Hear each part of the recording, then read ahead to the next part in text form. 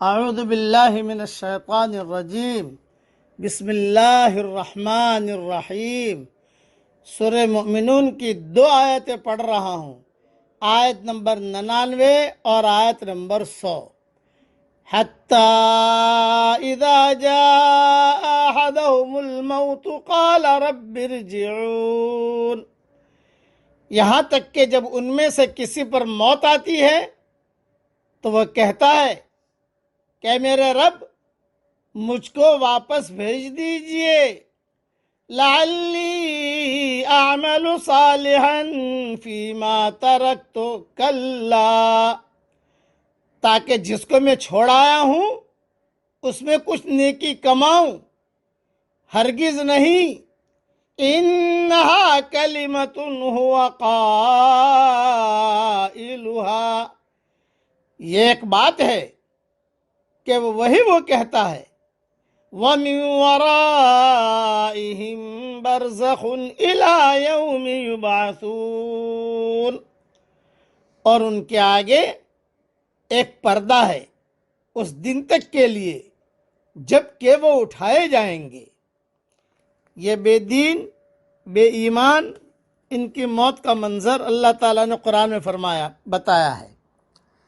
بہت ہی اہم پوائنٹ کی بات اس میں عرض کرتا ہوں کہ اس آرزو میں ہمارے لیے بڑا سبق ہے۔ موت کے وقت میں بے دین آدمی بے ایمان آدمی جو آرزو کرے گا، اس میں ہمارے لیے بہت بڑا سبق ہے۔ دنیا میں اپنے خاندان اور قبیلے کے پاس جانے کی آرزو نہیں کرے گا، بلکہ عمل صالح کے لیے دنیا میں آنے کی آرزو کرے گا اور دنیا میں رہنے کی آرزو کرے گا۔ اس لیے زندگی کے لمحات کو غنیمت جانتے ہوئے زیادہ سے زیادہ عمل صالح کر لیے جائیں، تاکہ کل قیامت کو یہ آرزو کرنے کی ضرورت پیش نہ آئے اور موت کے وقت بھی یہ آرزو کرنے کا وقت نہ آئے۔ لعلی اعمل صالحا فیما ترکت، اللہ پاک مجھے واپس بھیج، اچھا عمل کر کے آؤں گا، نماز پڑھ کے آؤں گا، روزہ رکھ کے آؤں گا، زکوٰۃ دے کر آؤں گا، تیرے دین کا حج کر کے آؤں گا، قرآن بھی بہت پڑھوں گی، بہت تیرے دین کا کام کروں گی۔ اللہ کہیں گے نہیں، اب تمہارا ٹائم گیا۔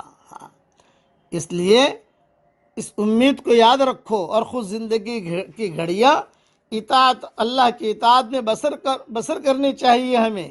ابو ہریرہ رضی اللہ تعالیٰ عنہ فرماتے ہیں، جب بے ایمان اپنی قبر میں رکھا جاتا ہے اور بے دین اپنی قبر میں رکھا جاتا ہے اور اپنا جہنم کا ٹھکانہ دیکھ لیتا ہے تو کہتا ہے میرے رب مجھے لوٹا دے، میں توبہ کر لوں گا، نیک اعمال کرتا رہوں گا۔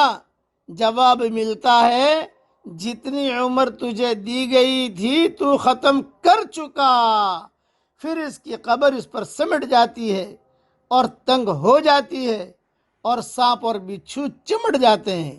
حضرت عائشہ رضی اللہ تعالیٰ عنہ فرماتی ہیں، گنہگاروں پر ان کی قبریں بڑی مصیبت کی جگہ ہوتی ہیں، ان کی قبروں میں انہیں کالے ناگ ڈستے رہتے ہیں، جن میں سے ایک بہت بڑا ناگ اور اژدہا اس کے سرہانے ہوتا ہے اور ایک اتنا ہی بڑا اس کے پاؤں کی طرف ہوتا ہے۔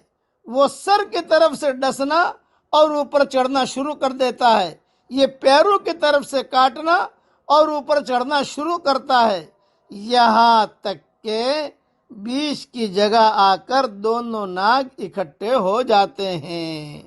یہ ہے وہ برزخ جہاں یہ قیامت تک رہیں گے۔ اللہ تعالی ہم سب کی ان عذابوں سے پوری حفاظت فرمائے۔ موت آتے ہی آدمی موجودہ دنیا سے جدا ہو جاتا ہے، اس کے بعد اس کے اور موجودہ دنیا کے درمیان ایک ایسی آڑ قائم ہو جاتی ہے کہ وہ کبھی ادھر واپس نہ ہو سکے۔ آدمی جب موت کے بعد اگلی دنیا میں داخل ہوتا ہے تو اچانک اس کی آنکھ کھل جاتی ہے۔ اب وہ جان لیتا ہے کہ جس آخرت کو وہ نظر انداز کیے ہوئے تھا وہی دراصل زندگی کا سب سے بڑا مسئلہ تھا۔ دنیا کے سامان تو صرف اس لیے تھے کہ اس سے آخرت کی کمائی کی جائے، نہیں یہ کہ بذات خود انہی کو اصل مقصود سمجھ لیا جائے۔